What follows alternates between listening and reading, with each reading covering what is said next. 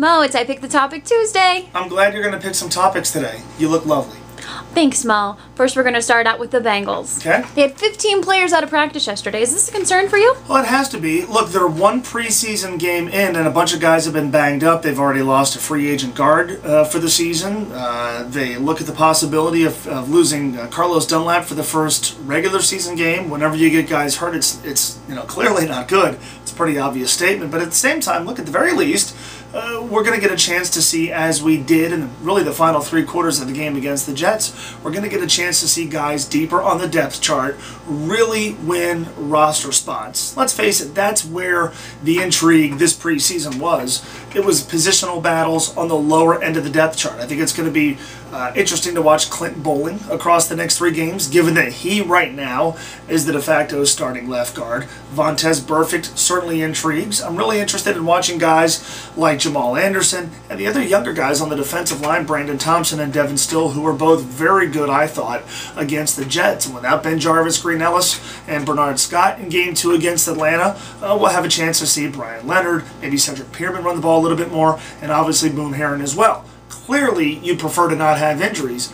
but we hope that this team would see the Bengals go a little bit deeper, have more depth. If that's the case, we'll see this team respond with a good performance in fake game number 2.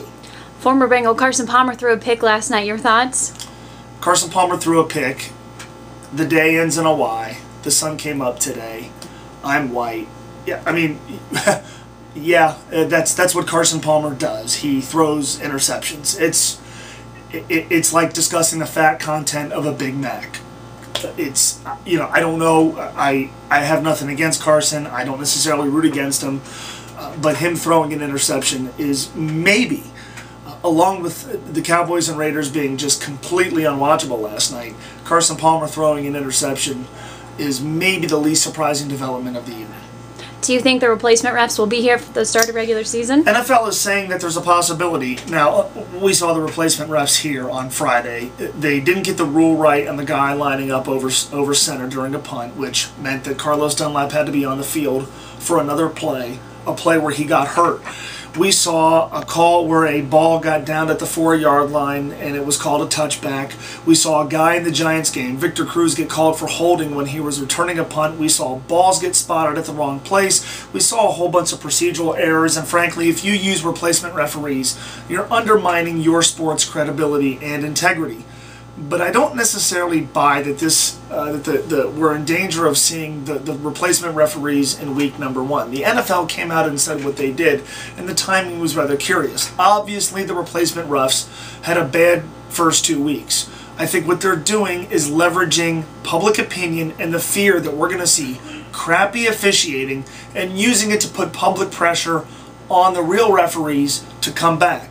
Frankly, I think the NFL is wrong. They're a money-making cash cow. Throw some more of that dough to the referees. The owners will be fine without it. But I think that the recent statement that they're looking ahead to using replacement referees in week 1 is a little overstated. I think they're leveraging public opinion. I think the real referees, I certainly hope the real referees, are back in time for week 1. All right, last question. Talk about the Reds tweet up. Reds tweet up. We haven't done any Reds today. Reds tweet up is going to be Thursday. Now, I know the Bengals play pretend football on Thursday. Real baseball is better than pretend football. So join us Thursday night, Reds Mets. First Reds tweet up that we've ever been in the Moon Deck. Moon Deck, as you know, is the best part of the ballpark. You get a Jay Bruce tweet up t-shirt. You get the game ticket for only $25. It's a great deal. It's going to be a great time. Thursday night, if you haven't been to a Reds tweet up yet, what the hell are you waiting for?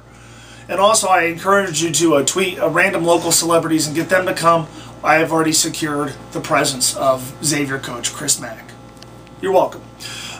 So we'll see you at the tweet up. If you're looking for tickets, reds.com/tweetup. We'll see you there Thursday. You can tweet me at MoEgger1530. If we would have done this 12, 13 years ago, it would have been an email meetup. You could also email me, mo@espn1530.com.